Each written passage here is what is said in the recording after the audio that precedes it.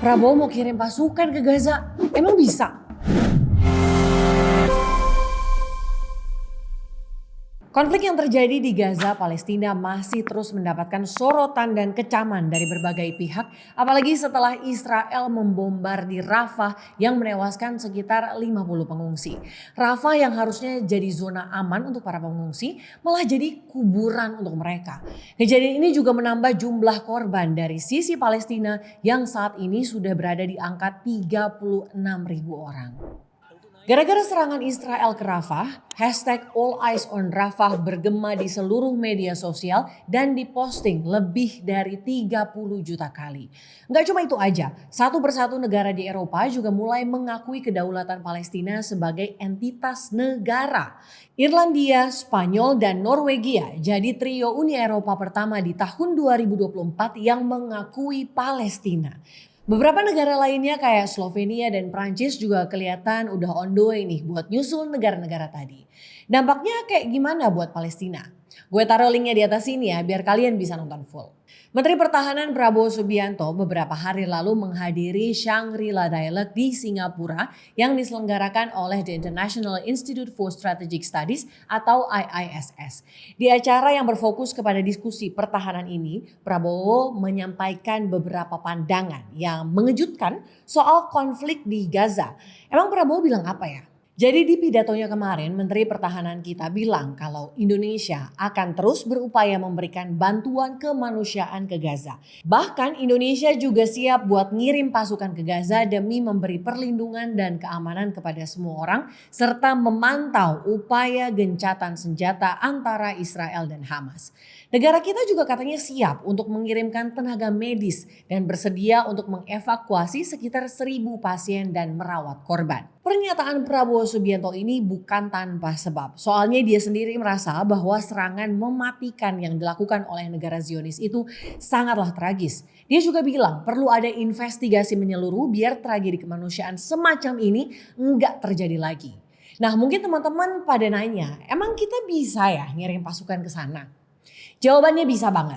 Sama kayak pas kita ngirim pasukan perdamaian ke Lebanon. Jadi pas konflik antara Israel dan Lebanon, PBB mendirikan UNIFIL berdasarkan resolusi Dewan Keamanan PBB nomor 425 dan 426. Yang intinya memastikan agar Israel menarik pasukannya dari Lebanon dan mencegah terjadinya kekerasan antar kedua belah pihak.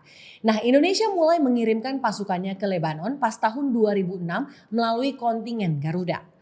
Hasilnya, Indonesia berhasil membantu mengurangi ketegangan yang terjadi di Lebanon dan secara khusus juga meningkatkan citra kita di dunia internasional karena berkontribusi kepada perdamaian internasional.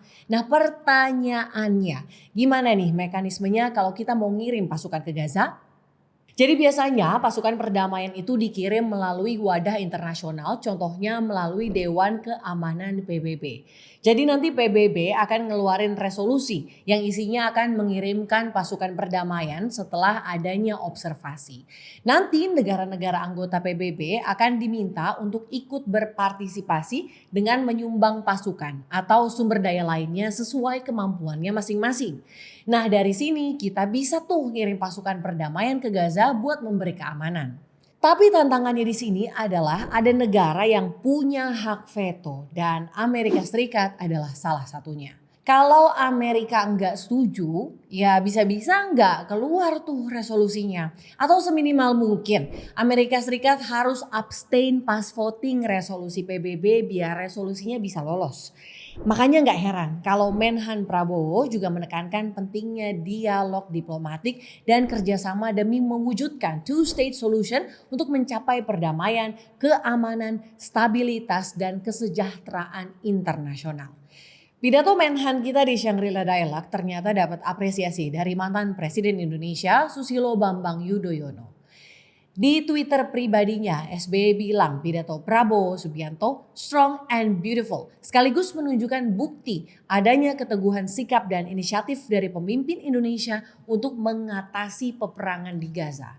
SBY juga bilang kalau ini adalah bukti penerapan amanat UUD 1945 dan merupakan upaya nyata Indonesia dalam memberikan solusi. Kalau ngelihat pidato dari Menhan Prabowo, kelihatan banget ya dia pengen mengupayakan yang terbaik buat Palestina.